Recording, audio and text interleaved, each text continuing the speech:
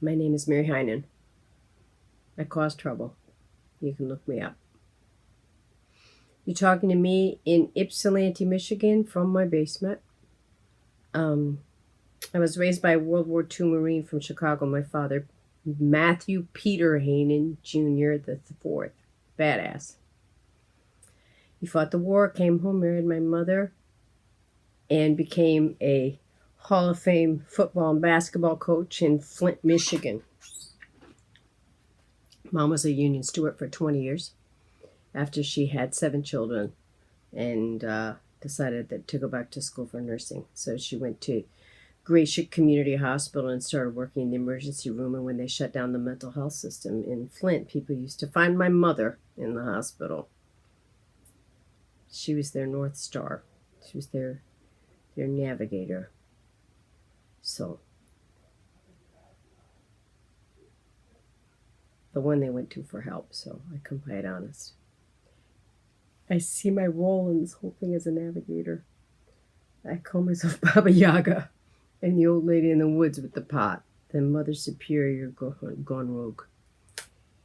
In my house, the bedroom is called the war room. I went to prison when I was 21 at the end of the Vietnam War. This is number 145435, room 204. Once your number, they stay with you. I became what you call a jailhouse lawyer, working for prison legal services, filing lawsuits for our rights inside, helping hundreds of women with their legal issues.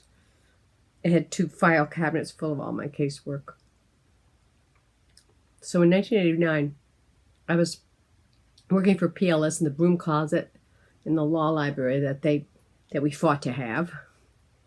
And of course, at that time, you were armed and dangerous if you had a copy machine, because that was considered to be a source of prison upheaval.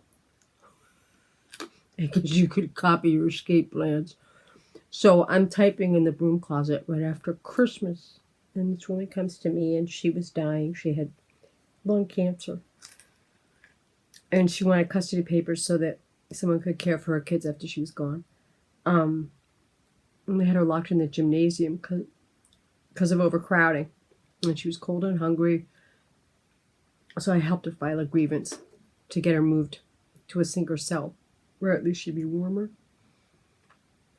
And about 2 days later, they came to me and they said, "Pack up. You move into the gym." I had been in this room that I had over 9 years, room 204. And it turns out they gave the woman my bed and they gave me her bed back at the gym as a kind of nana bobo for helping her. So now I'm living in the gym. And there are 158 women lined up. 1, 2, 3, 4, 5, 6, 7, 8.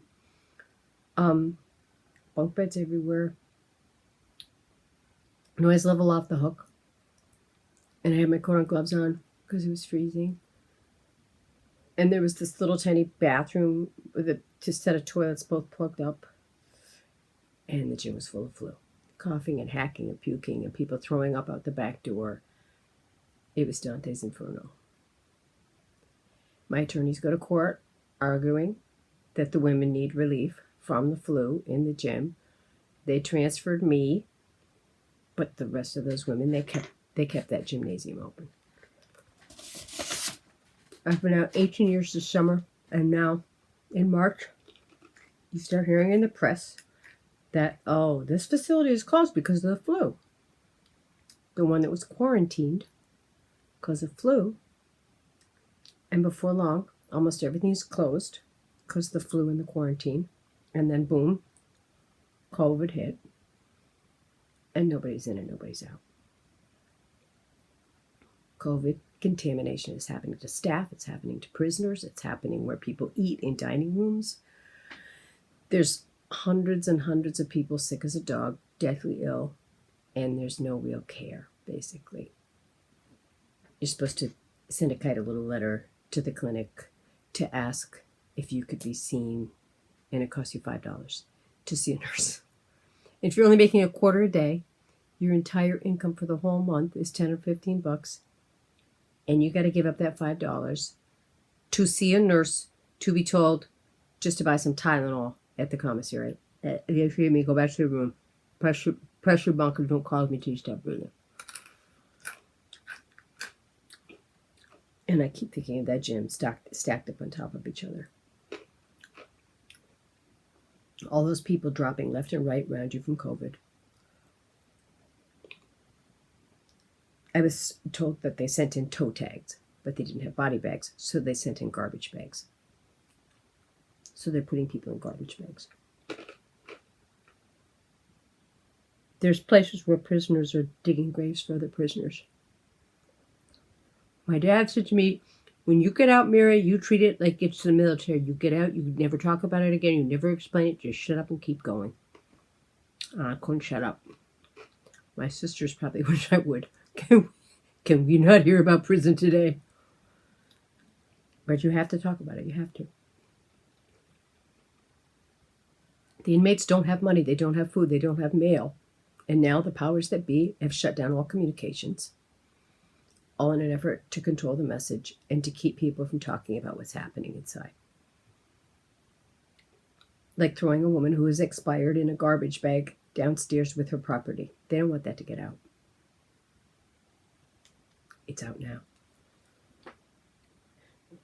38,000 prisoners are housed in Michigan. Of that, 28,000 are folks that are not anywhere near their estimated release date. Another 10,000 are folks they consider releasing. And they made it known that there are 5,000 lifers in Michigan. So they're letting us know, look, everybody's not going home. Only a small number will go ultimately, so don't hold your breath. Across the country, we're doing the best we can. We'll take a look at it, but that means you're going nowhere fast. Dying because you stole a TV, or you fought back against an abuser, or you forged a check. After the state was sued, the messaging changed to, we're doing everything we can. We're going to start testing. And now, of course, they're discovering 70 to 80% of everyone inside has COVID. But they only know that because the prisoners sued. So my message is we bring what's done in the dark down and dirty into the light. This can only go on because it's invisible. So I'm gonna navigate you from my basement to bring it into the light because this can't go on.